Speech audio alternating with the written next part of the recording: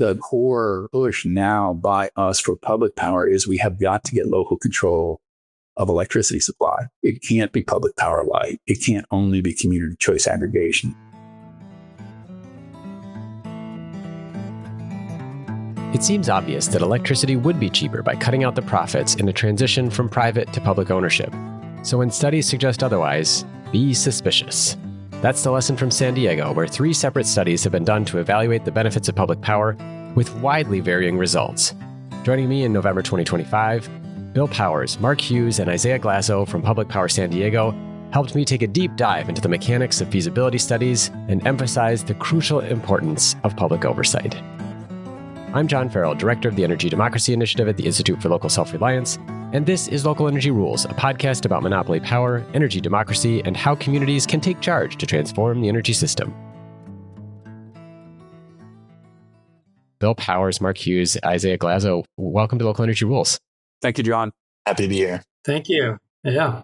I want to just start off. It's a question that I like to ask everybody when they come onto the podcast, which is just, how did you get into this work of public power advocacy? Maybe just very briefly touching on kind of what were the interests that drew you into this, or what have you done previously that feels related? Thank you, John. I'm a consulting engineer by trade, power systems specifically, and it was the California energy crisis in 2001 that really inspired me to get engaged. As an energy activist, in addition to doing the engineering, I retooled my consulting practice to work primarily with nonprofits pushing back against fossil plant expansion, became an advocate for rooftop solar and battery storage as the most cost-effective, lowest impact tool to meet the climate challenge, and help form and lead nonprofits serving as investor and utility watchdogs. And really, that's what ultimately has led me to public power as the best solution to this Gordian knot. Thanks, Bill. Mark, how about you? So I spent my entire career in the power generation industry. And that included working for an investor-owned utility at one point. I was in the power plants. I wasn't in administration in that sense. I'm also a big advocate of renewable energy. And so that got me started a few years ago with community choice energy here in San Diego. And so I took part in that campaign, and we got that done, which was good to see. And then this is the obvious next step. And so that's how I've gotten involved. Isaiah? I got started about 2.5 years ago. I was working as a property manager, and I saw just the stratification of landlords, developers, homeowners, renters. All of them hate SDG&E. And I had this question of why is this not solved? And yeah, one month I got a high bill and I was out of town for that month. And I started ranting on Reddit and started a payment strike against SDG&E. And from there, I started working with the Power San Diego campaign, which was the ballot initiative to municipalize SDG&E. And I've also experimented with some debt organizing and debt forgiveness as a means to organize people around this issue as well. And now I'm working for Public Power San Diego. I love the varied backgrounds that you bring to this, but all kind of rooted in some element of either being as an electric consumer or being involved in the electricity industry. Just to start off by asking, what's at stake in your public power campaign? What's at stake right now is San Diego's paying some of the highest rates in the nation. 1 in 4 people are in debt to SDG&E, and they're making nearly $1 billion in profit every year off us. In our educational campaign where we're at right now, affordability is top of mind, but I think we're trying to tackle a deeper issue, which is completely immoral to have a regulated for-profit monopoly. We are living in that experiment right now, and it, in my opinion, has totally failed. So what's at stake is reclaiming our democracy from these corporations, which have influenced our politics, our politicians, and lower rates. I think that's sort of the context. Is there anything more that anyone would add about kind of what do you see as being able to be improved if you're successful? What happens if you get a publicly owned utility? To me, this all comes down to motivation. And by that, I mean that if you're the CEO of an investor-owned utility, your customers are your investors, and that's your motivation, to serve them. And you do that whatever it takes, including political influence, influencing the Public Utility Commission, all the way down, various strategic charity donations. On the other hand, if you're the director of a municipal utility, your customers are the ratepayers. And so all of your decisions are made with them in mind, and that completely changes the results.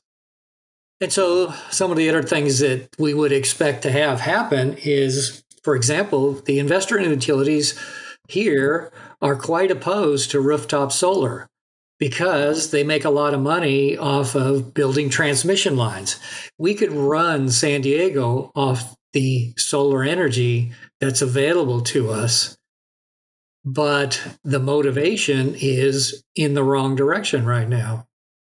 We would also, if we were putting in less transmission lines, we'd have less impact on the backcountry, which is where the transmission lines are run through, and they've been known to cause fires. So that's the way I put everything in a nutshell that we're going to talk about. One of the things I find really interesting about San Diego is that there have been multiple efforts over the years to get San Diego's energy system to tap the abundant local solar resource that you have to create more local benefits. I was hoping you could give folks who are listening and who are probably not familiar a bit of a background on what else has been tried over the years. I first encountered it actually, I think, through your work, Bill, kind of documenting how local solar could be an alternative to big transmission lines. There was the work on community choice aggregation, which sounds like it's been successful. Am I missing anything? Are there other elements that have been building up to this? Thank you, John, for that question. And I think in terms of talking about what else has been tried, I might flesh out what has been tried and what has worked, but what still needs to be done. And California has led the nation by far in rooftop solar installations, which is a real success story. And that ironically happened under a Republican governor, Arnold Schwarzenegger, the Million Solar Roofs program.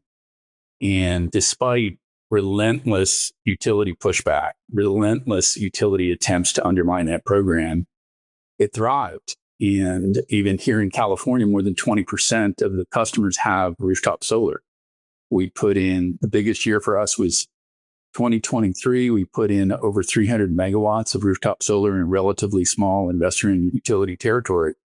And in some ways, the very first thing we did could have largely addressed the issue, which is just let rooftop solar and storage keep booming and seamlessly take care of the switch. But a couple of years ago, the utilities with allies in the assembly and state level were successful in pushing through a pretty draconian change in our net metering tariff that has resulted in a pretty precipitous drop in installations.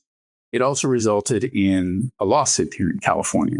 And both Mark and myself are on the board of Protect Our Communities Foundation. That was one of three nonprofits with Center for Biological Diversity and the Environmental Working Group that sued the Public Utilities Commission.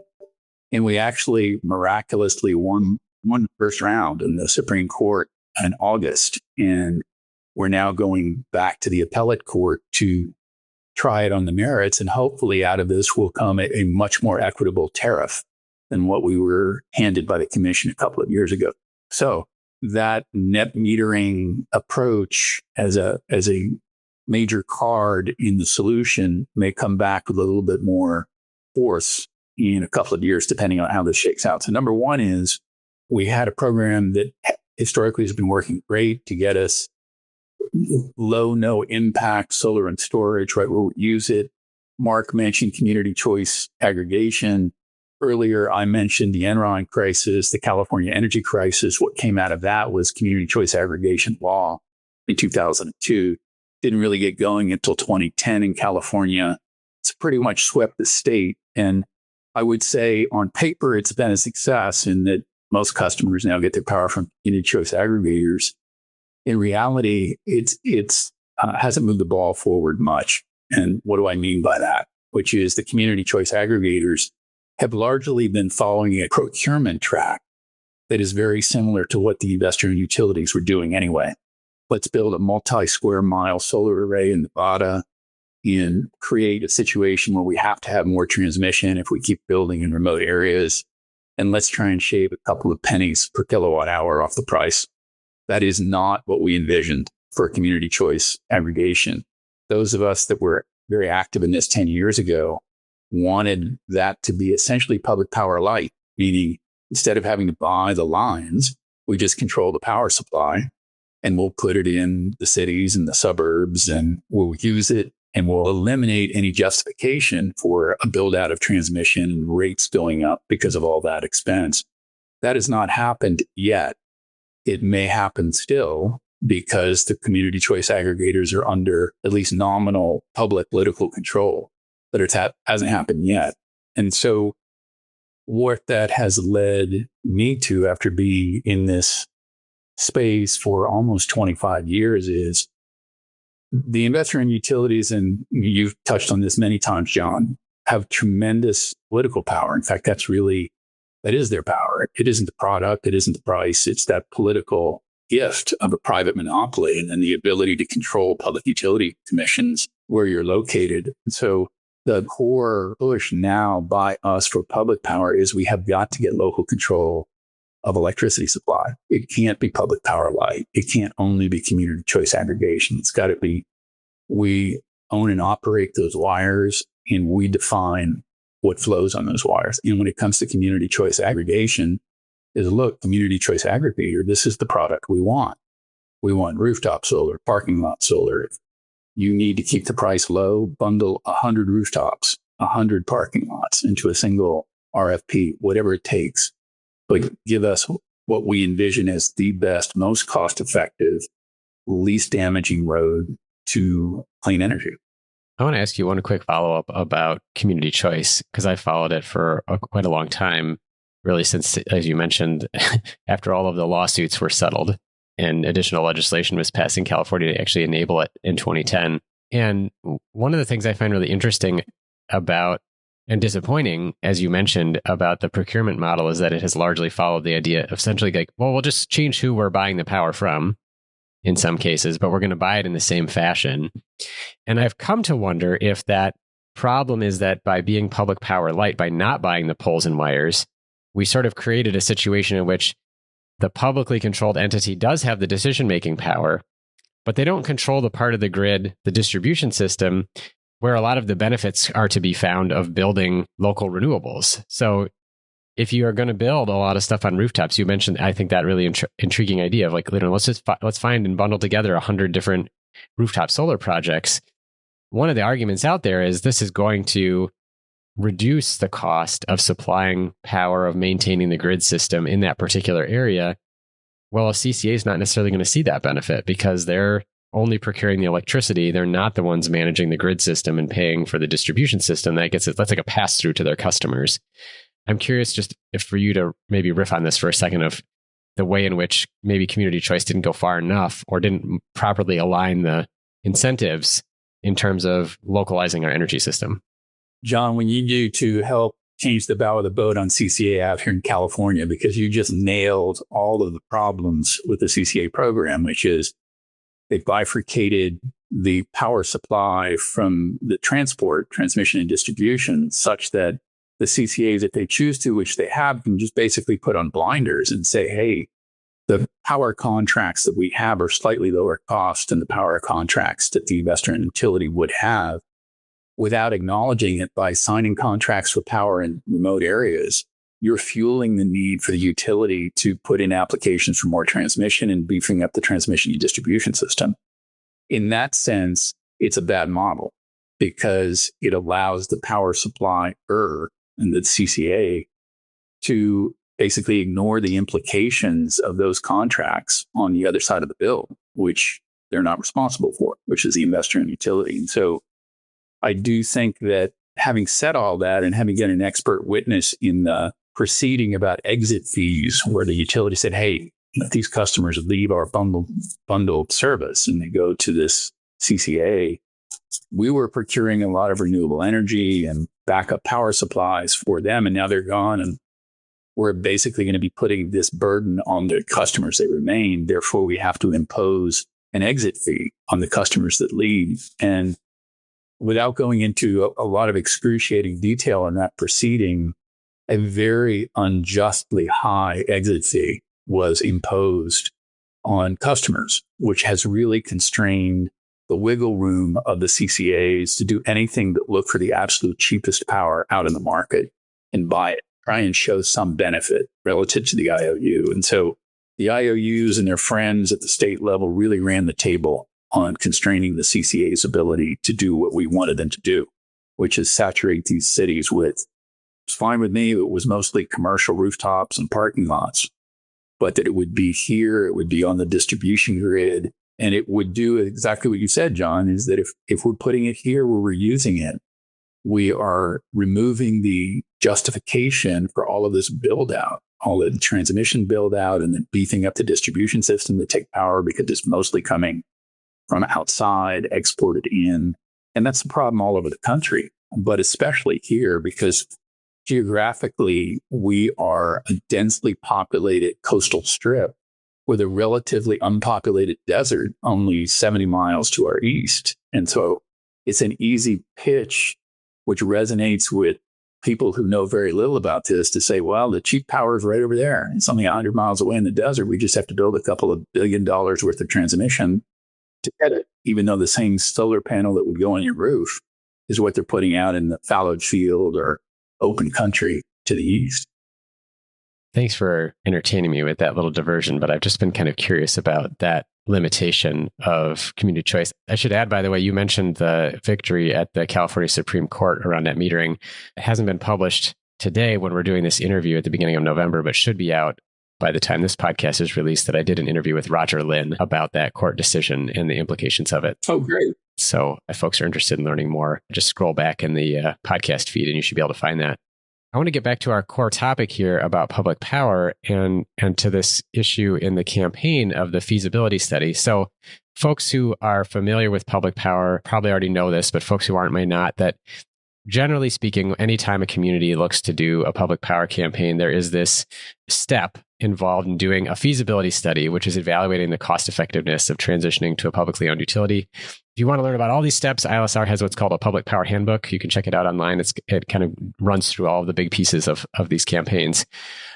But about these feasibility studies, almost all of them that are conducted by independent consultants, usually representing the city themselves or the campaign for public power, show really big benefits, which is not surprising in the context that most, in general, on average, publicly owned utilities have better reliability and lower rates. So you would think that would be the outcome. Yet, in contrast, almost universally, the studies that are funded by the incumbent for-profit utilities do not show benefits. So I'm really kind of interested what happened with the city-funded, although utility-leaning study in San Diego. Did you have competing studies? Was there just one study? Kind of how did that study process turn out, and how has it impacted the campaign? We probably have one of the more complex public power feasibility study histories of any community in the country. To begin, almost a decade ago, energy activists in the community, including myself, could see that our 50-year franchise agreement with the investor and utility was going to be up in late 2020, early 2021. And it was an opportunity. We'd been watching the city of Boulder. We could see all the publicity about their pursuit of public power negotiations on terms. And so we wanted to be ready when that franchise agreement expired to have at least a state-of-the-art franchise agreement with easy off-ramps to public power. It's the right time to do it. I was part of a group that we cobbled together the funds through a nonprofit in town to pay for one of Boulder's consultants who they recommended to us to do the feasibility study. We spent a total of about $55,000 on that study. It was actually a pretty good study, and it was a public interest group that funded it. And as you were saying, that public interest group funding and my ability to serve as kind of oversight for it, the assumptions are good, everything's good. It was a winner. Electric distribution utility definitely go in that direction. We worked with our city council. We met with all of them to prep them. Most of the council members had no clue about the franchise agreement or what the implications were. And so the city also felt compelled to do a feasibility study in preparation for those franchise agreement negotiations. They hired New Gen Strategies. New Gen Strategies in the politics of that moment, where we had a Republican administration, it wasn't necessarily in the pocket of the electric utility. And the study was reasonably good that New Gen did. It definitely showed, with other consultants assisting, it definitely showed that public power would be a net benefit to the city. The primary consultant on those franchise negotiations said, look, If San Diego Gas and Electric does not agree to your franchise terms, your bid sheet as written, go straight to public power. Interest rates are low, and it's time to do it. And then we just got balled up in the politics of the city where they didn't accept any part of the bid document, and yet they still ended up getting franchise. And that actually precipitated multiple lawsuits, 2 lawsuits specifically, over SDG getting special treatment. There was no level playing field for the franchise. So at that point, we had 2 franchise agreement studies. We had the Power Services out of North Carolina, recommended by Boulder. We had NewGen Strategies working for the city. In both cases, saying public power is the way to go. And then one of the bones that was thrown to the community in what essentially was a debacle of a franchise agreement negotiation, at least for the citizens of San Diego. One of the bones thrown to the community was yet another municipalization study, very well funded municipalization study. We're like, whoa. And I had recommended NewGen Strategies for this, but at the same time, I was like, wait a second. We got a pretty comprehensive multi-hundreds of thousands of dollars of study from them, and it's good. I'm not sure why we need another study. More detail can be useful, but it's also an opportunity to muddy the water, to make other assumptions. So understanding this, several of us petitioned the city council to form a citizens oversight task force of this municipalization study. We have an administration right now at the city that is sympathetic to the utility and just concerned we might end up with something not that helpful to the community. That we got that through the council, but it died in the mayor's office. And so no citizens task force was formed. And then fast forward 2 years, and just this study is dropped on the community as a final document with 0 citizen input or oversight. And keep in mind, this was done by NewGen Strategies. They own this. And so we'll talk about this for a moment. I immediately read that document the week after it was put on the table, could see some truck-sized holes in it, and you petitioned the council to stop any forward movement on that study until they fix the problems. The fixes wouldn't have taken long. I mean, for example, they only looked at a transmission and distribution structure when the prior studies had identified distribution only as the way to go for a couple of reasons, both administrative and cost. Anyway, about the same time, I had helped launch the Power San Diego ballot initiative to municipalize. And so this study started being used as a bit of a club to slow us down. Say, wait a second, we just did this study, and what does the study show? It shows under absolute best case circumstances, it's probably beneficial to pursue it. You would save, some fairly substantial money.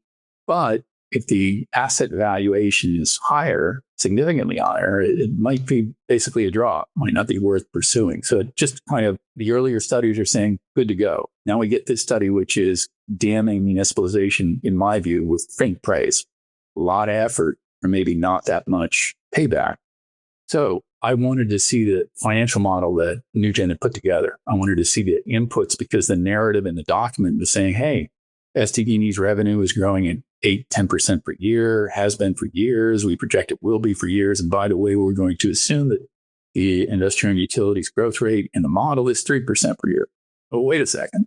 If they're growing at 8, and they haven't grown at 8, and they're projected to grow at 8, why are we assuming rate of inflation growth for the IOU? And why are we also assuming rate of inflation growth for the public utility, which is reasonable, but not for the IOU? So these are just some of the problems that were immediately identifiable in the study. And so I requested through a Public Records Act request to the city, please provide a model. I like to review at least the inputs to the model, not necessarily the model. And the city said, can't find it, don't have it, not available. Okay. So we pushed some more, polite. Finally, 3 months later, we filed a lawsuit. Now we start to get some action, but it's still like the typical initial responses to Public Records Act requests that an entity doesn't want to give you the records. They drop a 400-page report on you and say somewhere in this report is one of the assumptions that we think you might be looking for. And finally, I'm looking for a one-pager. I'm looking for a one-pager with 10 or 12 inputs, and you tell me what they are. And back and forth for another 6 months. And finally, it was, city says, guilty. I will settle with you. Mr. Powers will award you $15,000. Here are the inputs. And by the way, here's the model. Okay, well, I actually wasn't looking for the model, but they gave us the model. We said, well, now that we have the model, why don't we use it to run scenarios? Let's look at different revenue growth rates, different non-bypassable charges, different ways of structuring the revenue bonds. Let's look at everything to see how we might do this and optimize this. And so we did. And that's a report that Mark and I put together, which is basically just looking at what NewGen did and then looking at, okay, let's look at realistic or optimized inputs. And what we found was best case with the model when they ran it, transmission and distribution, book value, we would save $15 billion over 30 years. Not bad. That's assuming 3% revenue growth for the utility. So what if we assume 7%, something a little more conservative than what they're actually doing, but still in the ballpark? 7%, we'd save over $90 billion over 30 years. Well, that takes municipal power from, is it really worth the effort, maybe, to an absolute no-brainer. So in some ways, that's where we're at today. It is, we just issued that report at the beginning of October, and we're working with our city council members, keeping this ball alive, because the interesting thing about this, John, is because of Mark's excellent work and skills with Excel, we're able to do this. It's fascinating to go, okay, 7% revenue growth. So we save 90 billion. What about 6%? Well, that's 70 billion we save. What about 5%? That's 50 billion. What about 4%? That's 30 billion. And the conclusion I came to, if they run this model, and we pay about the highest rates in the nation, if they run this model assuming anything more than rate of inflation growth for the investor and utility, it's a no-brainer. And so in some ways, I wonder if they even felt they had a choice to do anything but assume rate of inflation growth, because anything beyond that, it's just such a benefit to the community that it would be hard to push back on it. That's really astounding. I can only imagine what it would look like in other communities if you similarly were able to rerun some of these utility-funded studies with assumptions that actually match the real world. I'm reminded in Iowa of the feasibility study that was published by the utility to undercut the vote for a public power utility in 2018, said that their utilities rates wouldn't grow by more than 1% per year.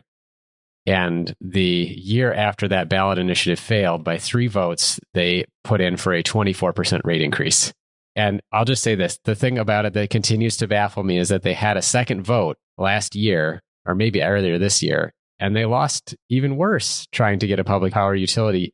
So I keep wondering, what happened that the utility lied so dramatically about what was going to happen, and that members of the community were still inclined to not make a change. I don't know, there's some fascinating, no doubt, sidelights about the psychology of decision making and how people make those votes. We're going to take a short break. When we come back, I ask my guests about the key assumptions that undermined the accuracy of the NewGen study, how utilities consistently find consultants to give them study results favorable to their own point of view, and what policies or practices could help avoid gamesmanship with public power feasibility studies. You're listening to a Local Energy Rules podcast with Bill Powers, Mark Hughes, and Isaiah Glasso of Public Power San Diego. Hey, thanks for listening to Local Energy Rules. We're so glad you're here. If you like what you've heard, please help other folks find us by giving the show a rating and review on Apple Podcasts or Spotify. 5 stars if you think we've earned it. As a bonus, I'll gladly read your review aloud on the show if it includes an energy-related joke or pun. Now, back to the program. But okay, I want to come back to this though, because you actually got the numbers, you got a chance to look at it. Mark, is there anything that you wanted to add about, as you dove into the financial model, some of the sort of switches that you flipped that you saw that were really problematic? And then Isaiah, I'm interested to hear from you about kind of what implications you think this might have for the advocacy campaign around public power. Sure. So I'll jump in here. The most sensitive factor to the financial results was, as Bill said, what you assume for the rate of increase of the utilities charges.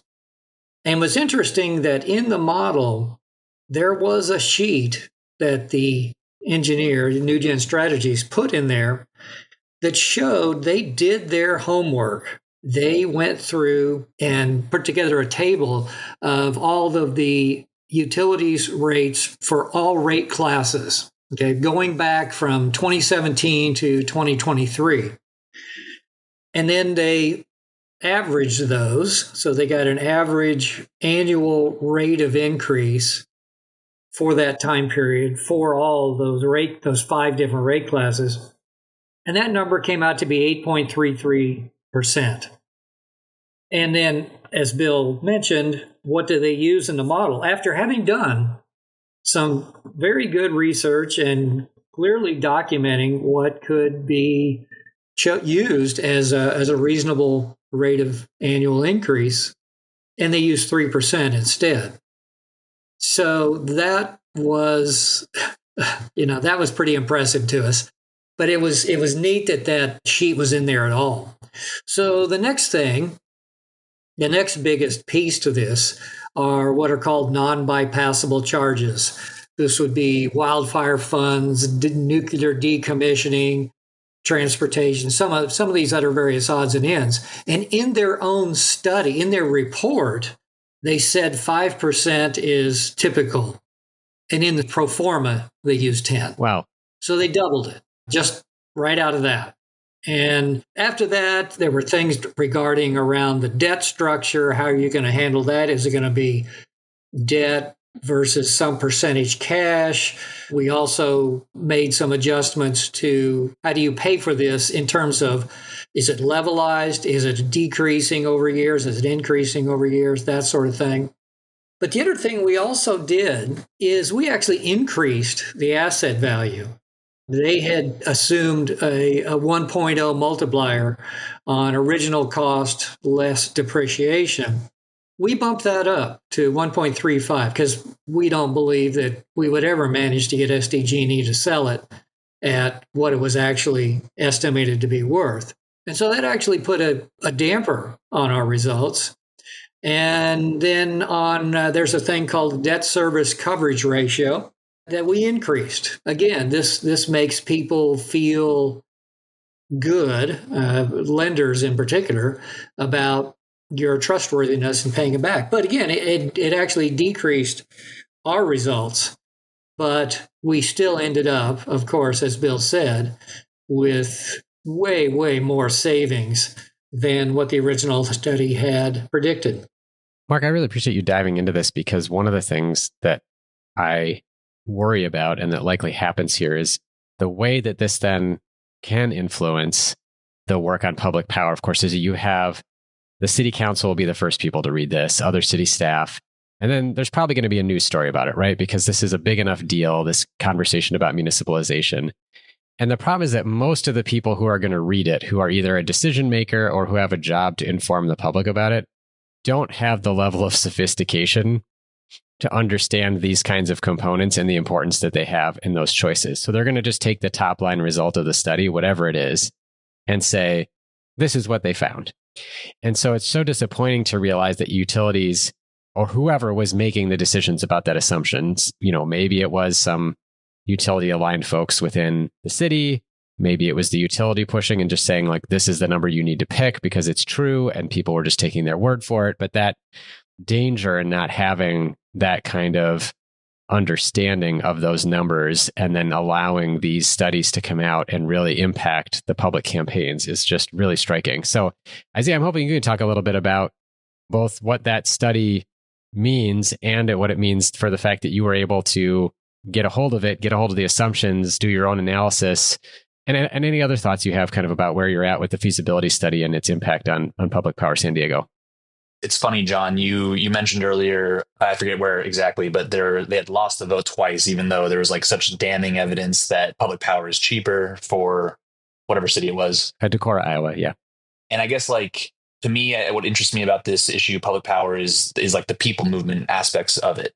I think we have like a really high view of people being like logical decision-making people, but it's actually much more emotional. There's a lot of trust involved.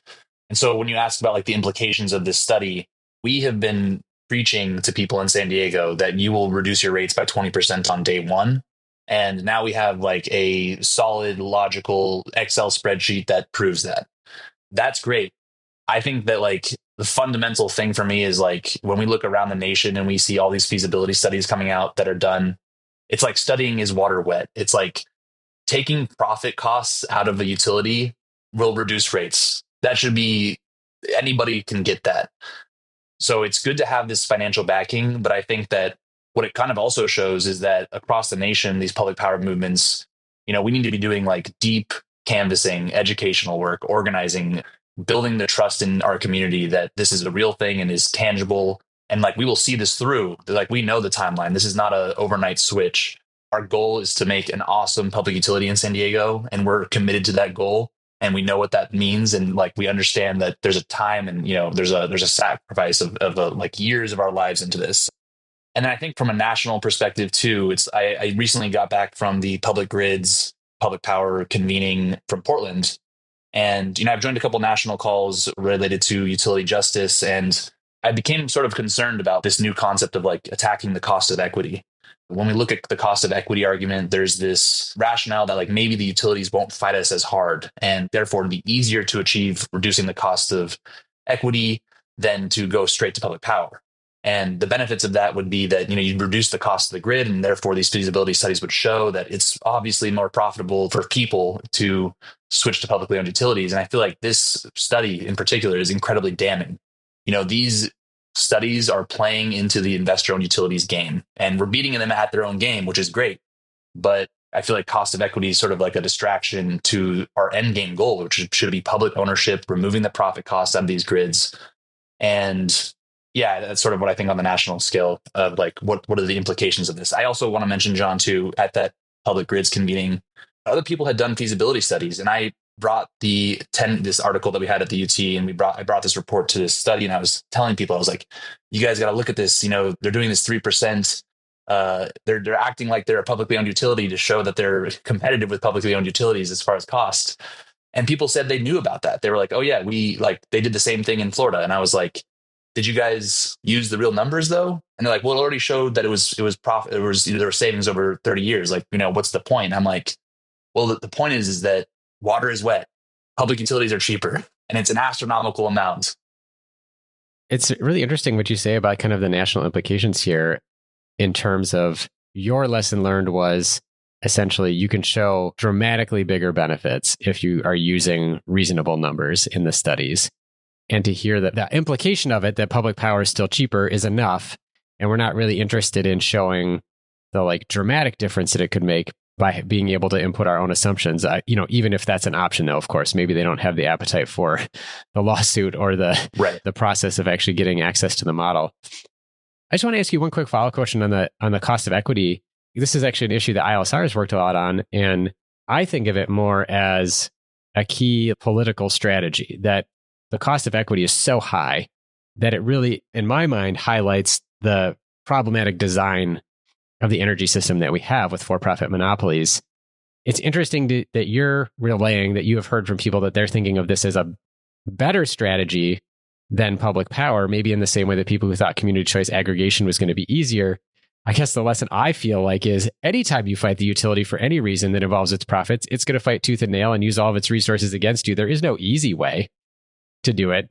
So I think that's fascinating that people would see that somehow like a lighter lift than public power.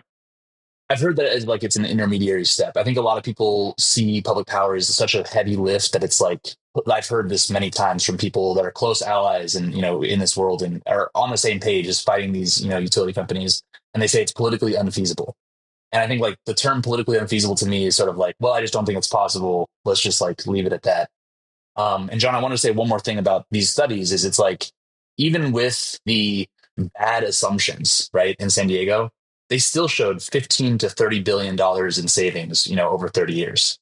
And with right assumptions, you're showing more savings. But like the insanity of this argument is we're not arguing anymore is public power cheaper? We're just arguing about how much cheaper. I think that is a really strong talking point that's found a lot of like success here in San Diego as well. Bill, I wanted to ask you about, there is one of the things that I think is really interesting here is that so many of the studies that we end up seeing on public power are the ones that are funded by the utility are often this using like the same consulting firms. So the utility hired a different consulting firm, Concentric Energy Advisors, which has done inflated asset value studies for other utilities. This was something, Mark, you talked about, trying to get an appropriate price for the grid assets. I won't get too much into it here, but just say that we've had other conversations on this podcast about this idea of like what price you have to pay and how ridiculous it is that there's not a number that is just coming out of an accounting book, as opposed to like a really litigious argument about how much is this power pole worth. But that being said, can you talk a little bit about what we've learned about how utilities try to defend their turf and whether or not the studies that we are seeing about public power, especially with related to this topic of asset value or other things that you're seeing, where the numbers seem to be really inflated? Sure. And one thing we have definitely learned in this process is don't necessarily assume that any consulting house that has a resume of doing municipalization studies should be allowed to simply go off on its own and knock out the study, because New Gen Strategies is a case in point. I recommended them to the city because of their past work. They accepted some pretty, what I felt were pretty erroneous assumptions that they put into the model and slapped it on the table as a final document. So as a professional consultant, my name is on it. I own it. And New Gen Strategies owns this. And I think that it's important for the community nationally to know that you need to have someone on your side who is watching like a hawk what is going on at the city. I'm just leaving aside that IOU funded studies for the moment. Just, you don't really know what's happening in city politics and that type of thing. You have to have someone on it. So getting back to these guns for hire, like Concentric Energy Advisors, where just stepping back for a moment to Edison Electric Institute's, how to defeat municipalization playbook, which we have, bootleg copy of. And this is how you do it. You muddy the water, you hire a consulting firm that ostensibly has some special capability that you're unaware of that enables them to do these types of studies. But from the utility side, it's get that hired gun to do something that inflates the price 3 or 4 times. And don't worry about the numbers. Don't worry about the citation. Just 3 or 4 times whatever the community study is going to show. And just as this happened in Iowa, is just create confusion. That's the whole point. And in this case, in San Diego, it was interesting because up until the moment our investor in utility, San Diego Gas and Electric, hired the gun, Concentric Energy Advisors, to do this back of the envelope, 7-page long, nothing sketch, they had been supporting the city's multi-million-dollar municipalization study, because the point of that study was just to slow down and, in effect, rapidly gaining momentum ballot initiative. I mean, that wasn't the original point, but that's how it was being used. It's just wait. This is phase 1. We'll have a phase 2. Just calm down. But interestingly enough, and this is good for communities to know, the investor-owned utility knows the one variable they don't control is the community. So if you can get the community to catch fire on the idea of public power, that might actually happen. It's a big lift, but it might actually happen. Whereas they know they generally control, the state level government, utilities commissions, they've got that locked down. But they don't necessarily have the people locked down if the people get fired up. And so what was interesting in our case is we start this campaign and we are gaining some momentum. Our volunteers are, all over the city and they're getting signatures. And so out of the blue, the utility hires Concentric Energy Advisors. They slap down a price that's 3 or 4 times greater than what the municipalization study said. And it does create confusion, which was the intent. The press just reported it, blah. No analysis, no reference to the city study that we just paid a couple of millions of dollars for and had very different numbers, just reported as news. And so the important point here, and we did not have an opportunity to really research Concentric until this was put on the table, but Concentric is one of the expert witness entities that our utility uses to push for the highest possible return on equity. And so I wish we had known that when that study hit the street, because we would have immediately pointed that out. But their bread and butter is working as expert witnesses and doing studies for the investor-owned utilities to maintain their sky high return on equity for the capital structures that they build. And so that's just an offering that this particular company puts on the table. But one other point I'd like to make, John, is that one of the closest analogs to San Diego that New Gen Strategies has done municipalization feasibility study for is Chicago. And we looked at the Chicago study, and you may recall the Chicago study, where in Chicago, the determination was it would be much more expensive to do municipalization, and therefore you needed to stick with the IOU. But in that particular case, and I'm getting back to needing to watch your consultants regardless of their reputation, it's in that case, the city government was clearly sympathetic to ComEd, and they allowed ComEd to feed the consultant New Gen Strategies one of the important costs in determining how much it would take. And in this case, the term severance, where you have to rearrange the wires to keep all of the people in your community on the system. And for example, geographically, San Diego is bigger than Chicago in terms of square miles. We have half the population, but we're bigger geographically. New Gen Strategies estimates for severance cost in our case, $250 million. Estimate in Chicago's case, $5 billion. And you're going, well, that's impossible. You're right, it's impossible. But what was allowed to happen in Chicago? In Chicago allowed ComEd, the investor in utility, to feed into the municipalization study a poison pill, which is a crazy high severance cost. And that is Concentric Energy Advisors' bread and butter. In our case, what happened is Concentric is a smart enough consultant to put in footnotes that said, hey, the investor in utility fed us this number. We don't know where it came from. And so that's what they did in this case. And so severance cost went from $250 million, New Gen Strategies, who actually did an analysis, to $4 billion based on just an entirely concocted concept of severance for the city. But ultimately, the end objective was achieved. Confusion.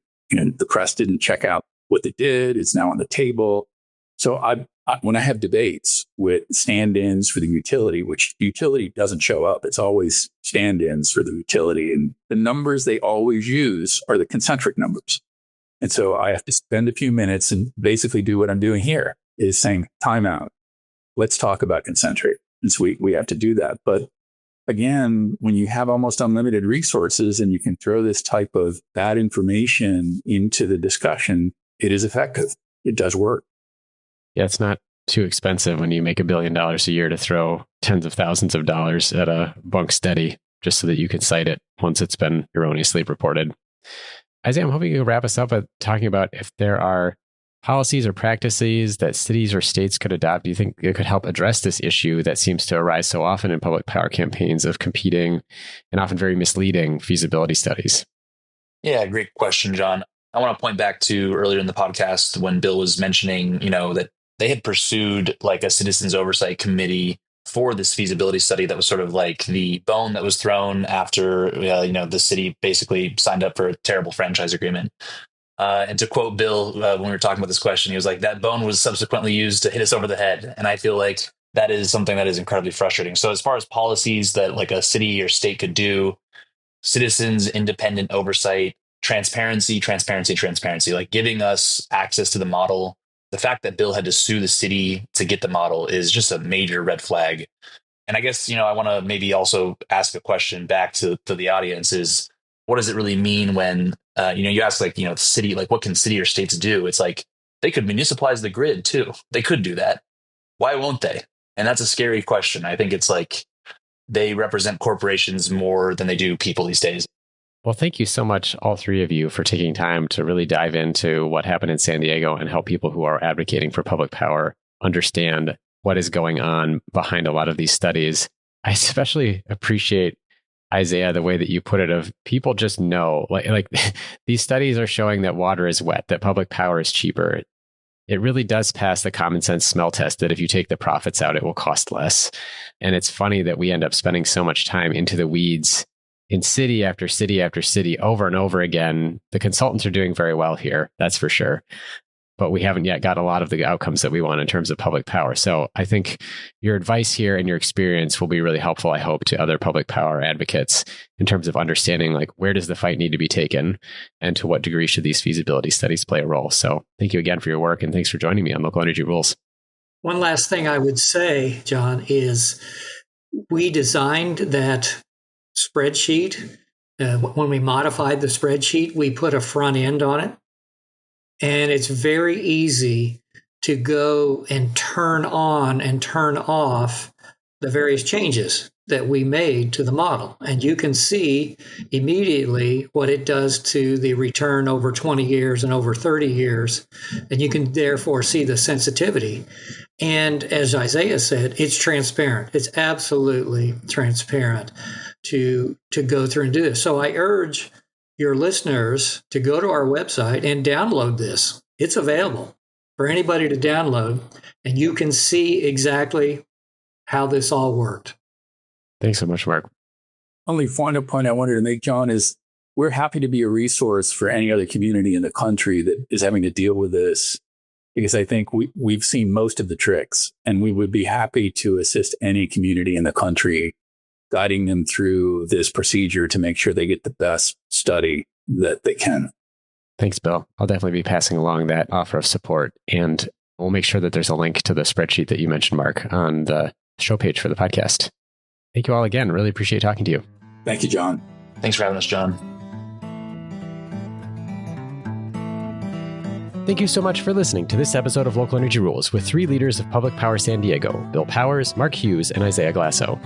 On the show page, look for a link to the Public Power San Diego resources page, which includes the spreadsheet where you can manipulate the assumptions behind the city-sponsored feasibility study and see how they change the results. We'll also have links to 2 podcasts about the close vote over public power in Decorah, Iowa, as well as our 6-part series on public power called The Promise and Peril of Publicly Owned Power. Local Energy Rules is produced by myself and Ingrid Burson, with editing provided by audio engineer Drew Berschbach. Tune back into Local Energy Rules every 2 weeks to hear how we can take on concentrated power to transform the energy system. Until next time, keep your energy local, and thanks for listening.